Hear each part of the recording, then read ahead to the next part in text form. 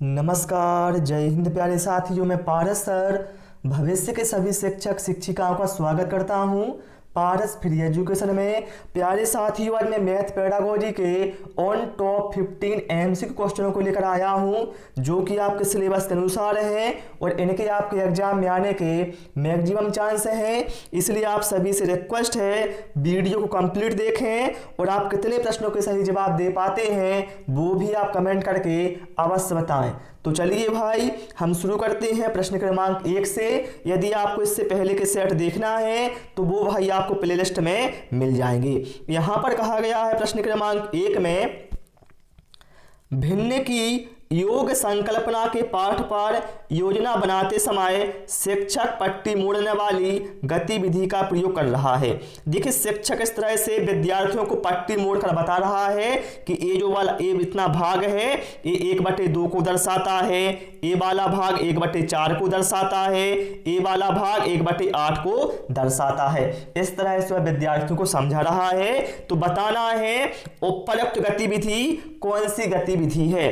Option है विषय वस्तु पश्चात गतिविधि, समय की बर्बादी, विषय वस्तु से पूर्व की गतिविधि या फिर विषय वस्तु संबंधी गतिविधि। तो मेरे भाई वह यहां से क्या है, जो योग की संकल्पना है भाई मेरे उसको यहां से क्या शुरुआत से बता रहा है कि इस तरह से 1/2 होता है, इस तरह से 1/4 का मतलब ये होता है। अर्थात वह विषय वस्तु से पूर्व की गतिविधि यहां पर समझा रहा है छात्रों को। तो यहां पर जो करेक्ट आंसर है वो जाएगा ऑप्शन सी के साथ। समझ गए ना भाई लोग आप। चलिए इसके बाद प्रश्न क्रमांक 2 पर आते हैं।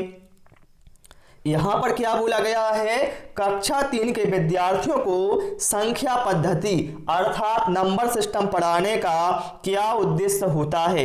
ऑप्शन है 4 अंकों वाली संख्या के योग और व्यवकलन के कौशल में प्रावीणता प्राप्त करना, बड़ी संख्याओं के पढ़ने के कौशल में प्रावीणता प्राप्त करना, 6 अंकों तक गणना कराना, या फिर संख्याओं को सैकड़ा, दहाइयों और इकाइयों के समूह के रूप में देखना और स्थानीय मानों की सार्थकता को समझना।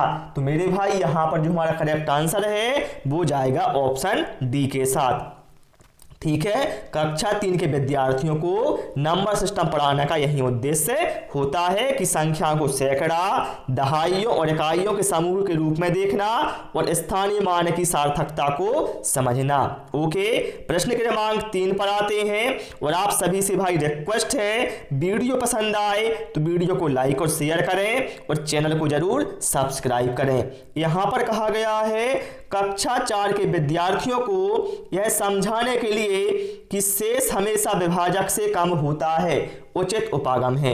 मेरे भाई यदि आपको कक्षा 4 के विद्यार्थियों को समझाना है कि जो शेषफल है भाई मेरे वह हमेशा विभाजक से कम होता है तो इसके लिए बताइए भैया कौन सा उचित उपागम होगा।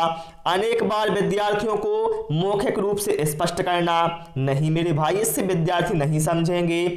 विभाजन वाले सवालों को मिश्रित भिन्नों के रूप में निरूपित करना और यह स्पष्ट करना कि भिन्न का अंश शेष है, नहीं।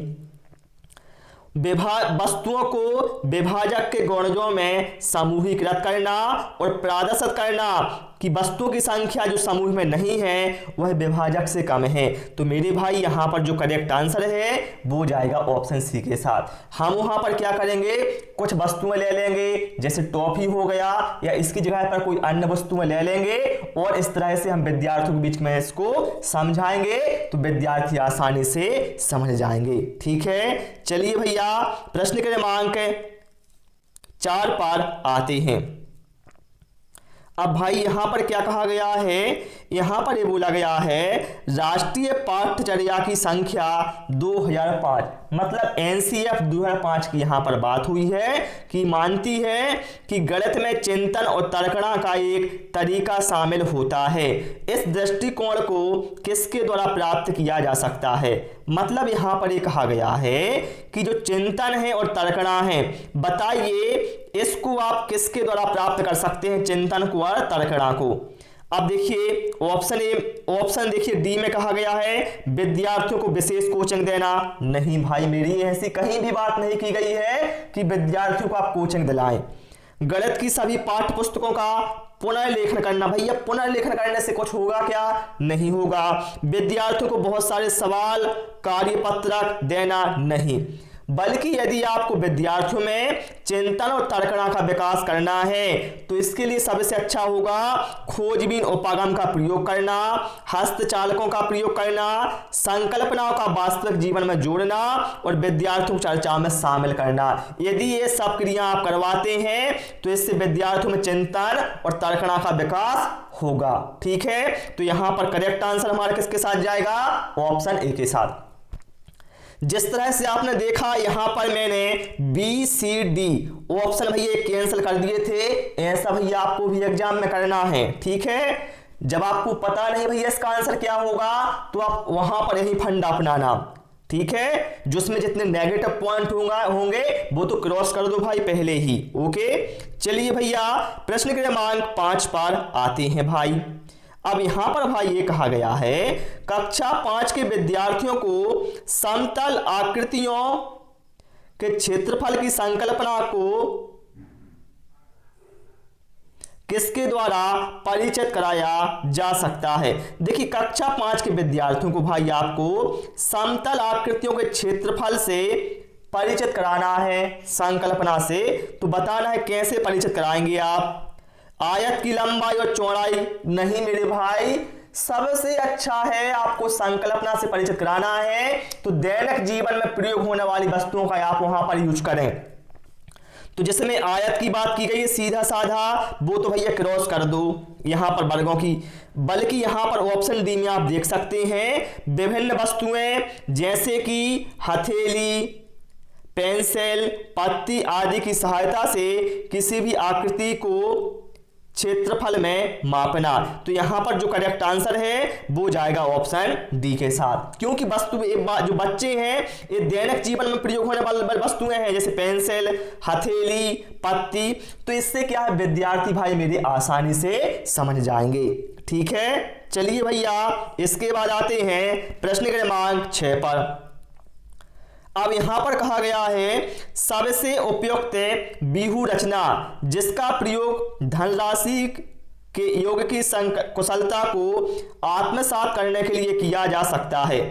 देखिए भाई मेरे यहां पर क्या है धनराशि के योग की कुशलता को आत्मसात करने के लिए बताइए किसका आप इसमें से चुनाव करेंगे?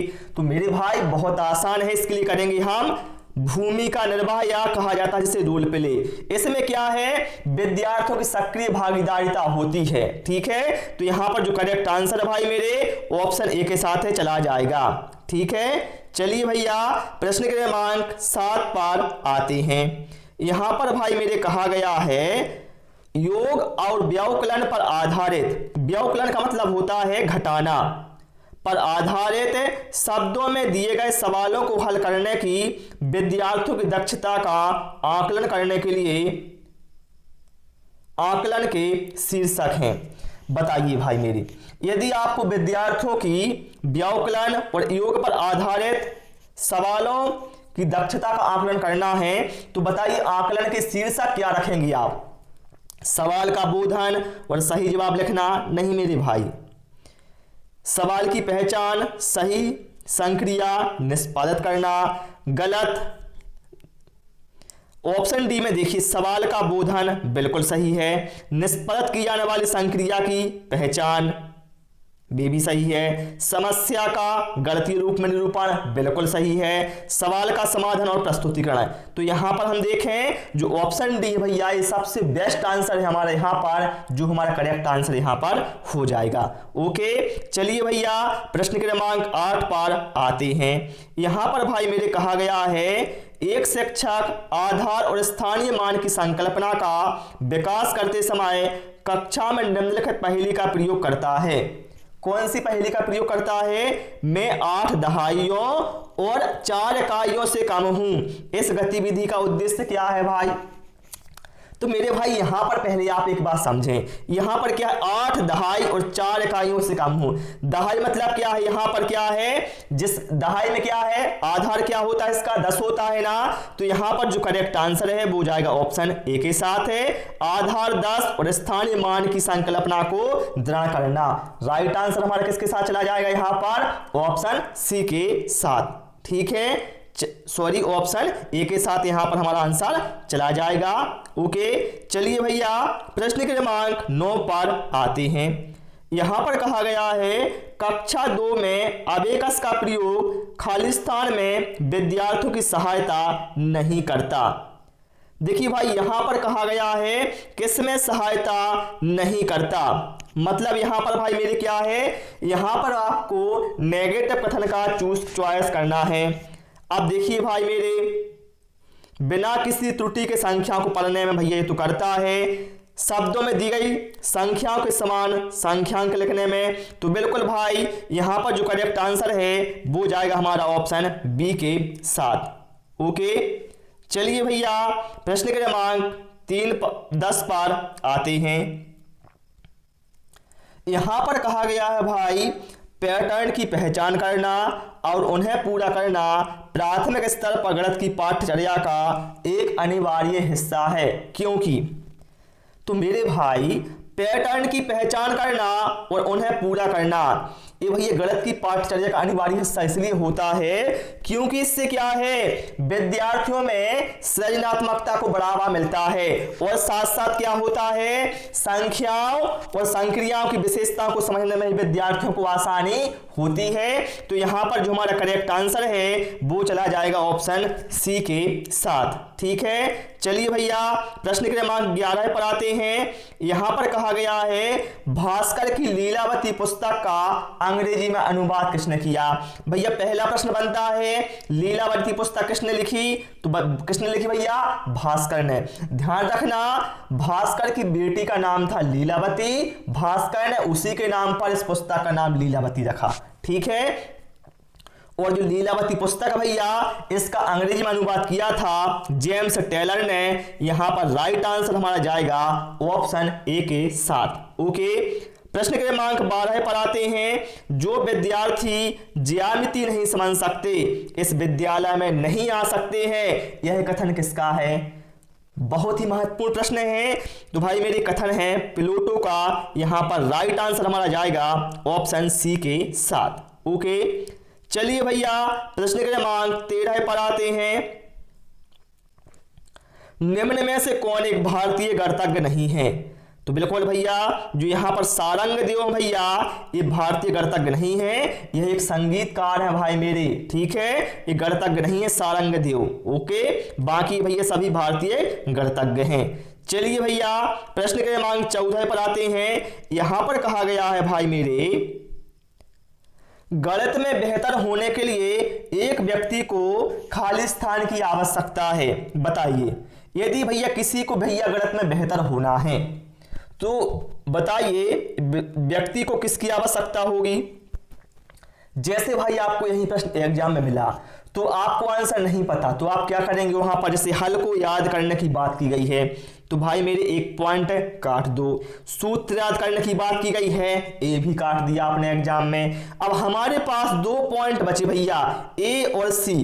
अब आप लोग बताएं क्या आप यदि गणना में प्रवीणता आपके पास आ जाएगी तो क्या आप एक अच्छे गणितज्ञ हो जाएंगे। नहीं मेरे भाई, क्योंकि हम सभी जानते हैं गणित क्या है अमूर्त चिंतन पर बल देती है। ठीक है, अर्थात ऑप्शन सी यहां पर करेक्ट आंसर हो जाएगा अमूर्त चिंतन और तर्क संगत विवेचन द्वारा समस्याओं को बनाना और उन्हें सूत्रबद्ध करना।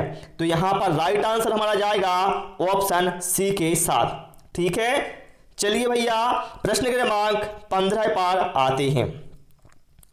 प्राथमिक स्तर पर गणित की पहेलियां मदद करती हैं। बताइए भाई किसमें करती हैं मदद गणित की पहेलियां। कक्षा के प्रतिभा संपन्न व्यक्तियों को पहचानने में नहीं, विद्यार्थियों को मनोरंजन प्रदान करने में, समस्या सुलझाने के कौशलों को परखने में या फिर समस्या सुलझाने के कौशलों को प्रोत्साहित करने में। तो मेरे भाई यहाँ पर जो हमारा करेक्ट आंसर है वो जाएगा ऑप्शन डी के साथ। यदि भाई शिक्षक ने कोई गणितीय पहेली समझाई, इस तरह से बता दिया उसने, और यदि आप उसे सॉल्व कर लेते हैं तो आपके मन में क्या है, उसमें क्या इंटरेस्ट पैदा होगा, तो आप कहेंगे सर ऐसी पहेलियां हमें और दीजिए। अर्थात इससे क्या है, समस्या सुलझाने के कौशल को प्रोत्साहन अर्थात मोटिवेशन मिलता है इससे आपको, और आपका जो अधिगम है वो भी बहुत अच्छा होगा।